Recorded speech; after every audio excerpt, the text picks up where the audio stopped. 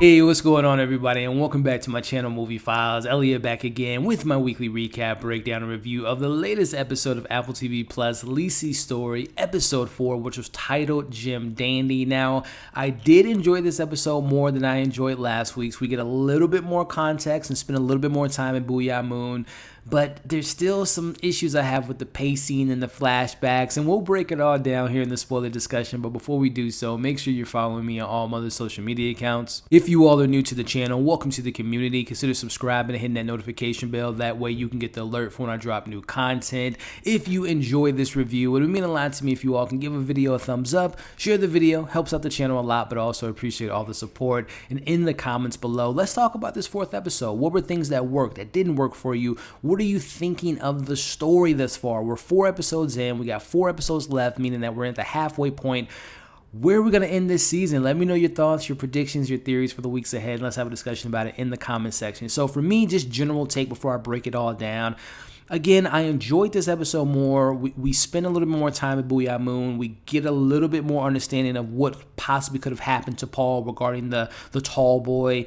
But I don't know, man. These flashbacks feel repetitive. We've seen several of these flashbacks before. Obviously, we're getting more context on what those scenes mean, but there's something with the pacing of the show, and I ultimately don't know what the end result of this show is going to look like. Is it Lisey getting her sister out of Booyah Moon, getting her out of this depressive state? Is it her, Lisey, discovering Scott and somehow getting him out of Booyah Moon and him being dead for 2 years? I don't know what that looks like. I just don't know what the end game of this show is, but I love Stephen King. He normally has a pretty satisfying conclusion, but the pacing of the show has just been the biggest issue with me so far. But hey, we'll talk about it here in this recap. As the episode synopsis reads, after a terrifying experience, Lisey opens up the gates to her memory to find the answer in Scott's world of Booyah Moon, which we'll talk about Booyah Moon. But as we open up the episode with Lisey listening to the voicemail that Jim left her regarding the crow that he left in her mailbox last week or 2 weeks ago, as we see that he's obviously in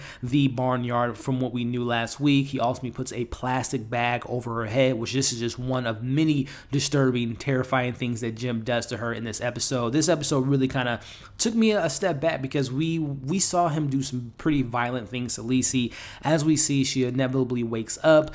He's showing her all his, again, I mentioned before, he has this very kid-like, childish mindset of like, look what I can do, and the way his personality is. I wonder if we'll ever get, we get so many flashbacks in the show, I wonder if we'll get a flashback of him, his upbringing, you know, an important scene of how he became this weird person that he is today, and if we'll ever meet his parents or whatever the case may be. But nonetheless, we see him showing her, you know, the yo-yo tricks, and ultimately he goes into this long soliloquy about his fandom of Scott, how important he is, why he needs his work to be seen by others. He talks about his favorite book from Scott, which I believe was called The Coaster's Daughter. He even reads a passage regarding Scott, talking about the understanding the duty of love, and again, how important it is for Scott's work to be seen.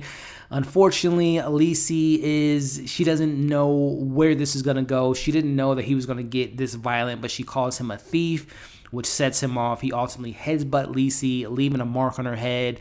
And I mean, he starts dancing again. This is a very weird individual. I'll say this about the show so far.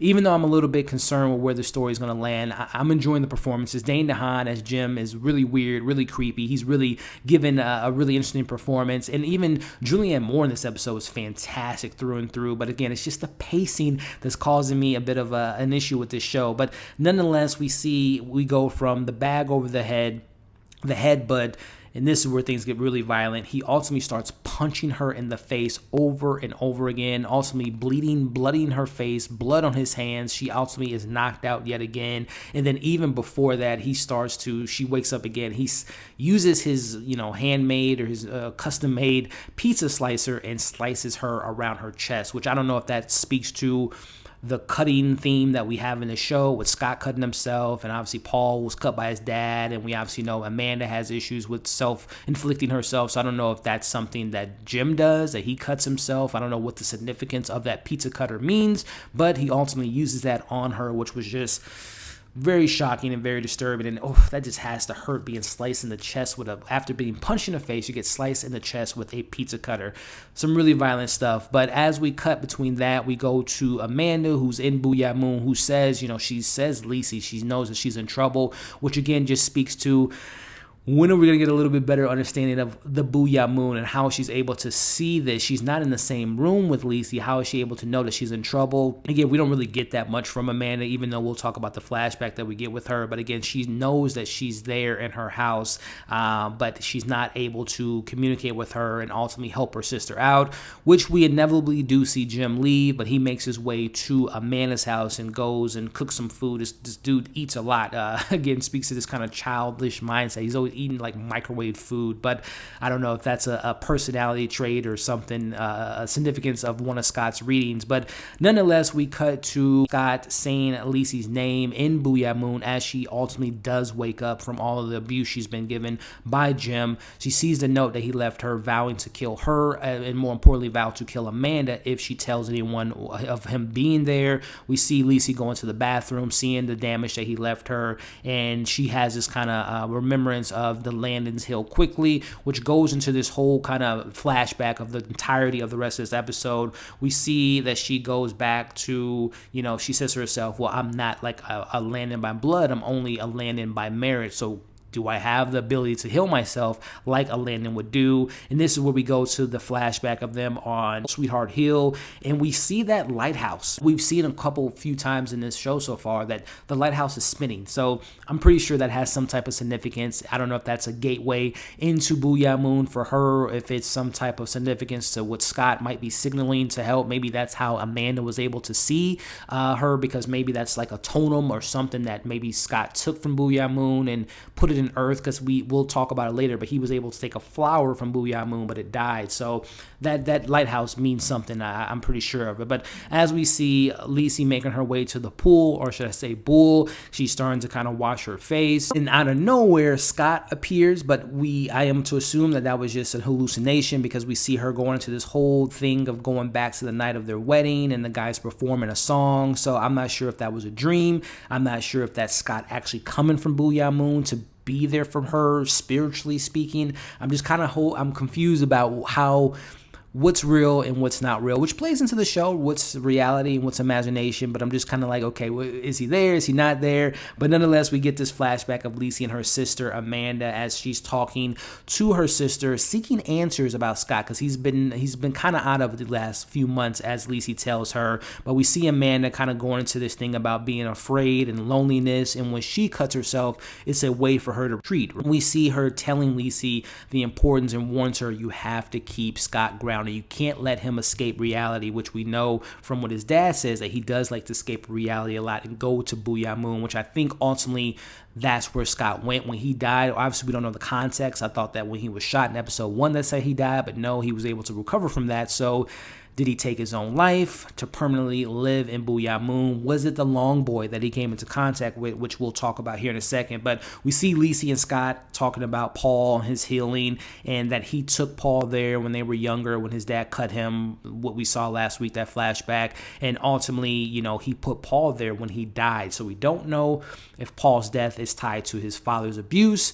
Was it something that Paul did on his own, or was it a result of coming into contact with the long boy? And this is where we see Lisey say that she would like to go back to Booyah Moon. They go to Sweetheart Hill, and we see Lisey talking about, is it real, is it not real? And again, she wants to go back to Booyah Moon, which we get more context. We spend more time. I love the visuals of Booyah Moon, but we see Scott showing her the special things, talking about this is this. I brought a flower from Booyah Moon before into the real world, but unfortunately it died. So again, is that spinning lighthouse, is that from Booyah Moon? So they get to talking about there's people there, but they're broken people. How did they go to Booyah Moon? Are they Landons of a sort? I guess, we'll find out in the next 4 episodes. But Lisey comes across the many faces as Scott says it's the long boy. What is the long boy? Who is the long boy? What's the significance of this character? Is it a metaphor for sadness, from loneliness? But again, Scott talks about, he's never been this close to the long boy before, and he goes into describing the long boy as sadness and calls to Scott in reality. So I'm thinking, okay, this is why Scott went back to Booyah Moon, and how he may have died 2 years ago. He got too close to the long boy, and that sadness pulls people in. So again, Is it a metaphor for depression? Is it something more dark and more sinister, as we know Stephen King in the supernatural world? But Scott really doesn't know all the ins and outs of Booyah Moon, as he tells Lisey, except for the bull, and that it heals the Landons when they're in pain. So going back to another flashback, again, this episode was just riddled with flashbacks. We see Scott and Paul after he was cut by his dad. Paul couldn't stop moving towards the long boy. He hears his voice, and ultimately the long boy cuts his arm, bites his arm. I don't know if this long boy can talk. I don't know what this actual character stands for, but they go to the bull, which ultimately heals his scars, but they left their mark to mark these kids. And I think, again, that mark that Paul got resulted to his death, and later I think that mark might have resulted to Scott going back to Booyah Moon on a permanent basis. But we end with this kind of sequence of Lisey yelling at Scott to come back to reality, which was another flashback, but from a different perspective, and we get a little bit more of that longer scene because we've seen that flashback in a previous episode. But we see that Scott wants to come home, very similar to what Amanda said last week. She wants to come home. So again, Booyah Moon, it's a place to retreat, it's a place to feel comfort, but it's also a place for broken people to be. So I would love to learn more about the significance and the creation of Booyah Moon, but we see Scott saying that Lisey is a natural, which ultimately we end the episode with Lisey running in the water, implying that she will be going back to Booyah Moon to seek answers from Scott maybe, or Amanda, who knows, the long boy. We'll see what comes up next week, but I guess what now with Jimmy? What now with the professor? Jimmy's at Amanda's house. We saw that Darla went there, but he didn't do anything to her. So we'll see, man. Again, there are some things to take away from this episode. Again, the Booyah Moon, the creation, the long boy, and it's desperate, or it stands for sadness, but I just need more context of the creation of it. Who's all there? Where are these broken people coming from? And all the different answers or questions that we have left on the table. What happened to Paul? What happened to their father? So on and so forth. And again, we got 4 episodes left, and we're still have a bunch of questions left. But again, that's the mystery. That's the J.J. Abrams being executive producer. He's always a fan of mystery boxes, and again, Stephen King's a fan of mystery and thriller, but he tends to give us satisfying conclusions. So I'm hoping that things will pick up episode 5, 6, 7, leading to the finale. But again, let me know your pros, your cons, your thoughts, your theories on this episode, and let's talk about what we can expect to see in the next week. I know a lot of people aren't watching this on a week-to-week basis. I got a lot of people in the comments saying they'll just watch it when it's bingeable. But if you're like me and watching this on a week-to-week basis and you enjoy this type of content, let me know in the comments, and let me know by liking the video and sharing the video. And of course, subscribe to the channel and hitting that notification bell. That way you can get the alert for when I drop new content. Hope you all enjoyed this review. If you stick around to the end, I really appreciate it. Hope you're having a great day, and we'll see you on the next video.